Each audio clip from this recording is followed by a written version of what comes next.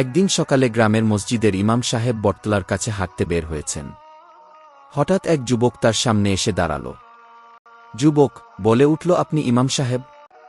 ইমাম সাহেব বললেন, জি, আমি ইমাম সাহেব। যুবক বললেন, আমি আপনার সঙ্গে 7 মিনিট কথা বলতে চাই। ইমাম সাহেব বললেন, নিশ্চয়ই, সময় তো আল্লাহর, তুমি বলো।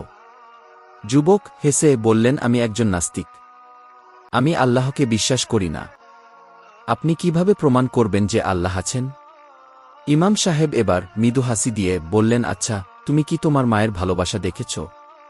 যুবক বললেন, তা দেখিনি, ভালোবাসা দেখা যায় না, তবে অনুভব করা যায়। ইমাম সাহেব বললেন, ঠিক তাই, যেমন মায়ের ভালোবাসা দেখা যায় না কিন্তু তা অনুভব করা যায়, তেমনি আল্লাহকেও দেখা যায় না কিন্তু তার অস্তিত্ব প্রতিটি কণায় অনুভব করা যায়। যুবক বললেন, কিন্তু পৃথিবীতে এত কষ্ট, দুঃখ, যদি আল্লাহ থাকতেন তবে এত কিছু হতে দিতেন না। ইমাম সাহেব বললেন, তুমি কি কখনো আগুনে হাত দিয়েছ?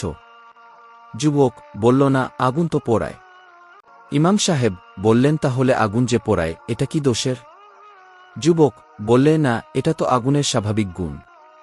ইমাম সাহেব বললেন, পৃথিবীতে কষ্ট একটি পরীক্ষা, ভালোমন্দ, সুখ দুঃখ, এসবই পরীক্ষা আমাদের চিন্তা, মন ও হৃদয়ের জন্য। দুনিয়া কোনো স্বর্গ নয়, এটা হলো পরীক্ষা দেওয়ার জায়গা। যুবক কিছুটা চুপ থেকে ইমাম সাহেবকে বললেন, আপনি এত শান্তভাবে কথাগুলো বললেন, আমি আসলে এতক্ষণ ধরে শুধু তর্ক করছিলাম।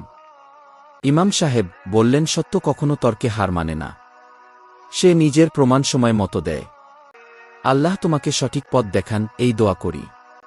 যুবক নিমগ্ন কণ্ঠে, আপনি কি আমাকে মসজিদে আসতে দেখবেন খারাপ চোখে? ইমাম সাহেব হেসে বললেন, না, মসজিদ তো সবার জন্য, সবচেয়ে অন্ধকার জায়গা থেকেও আলো শুরু হতে পারে।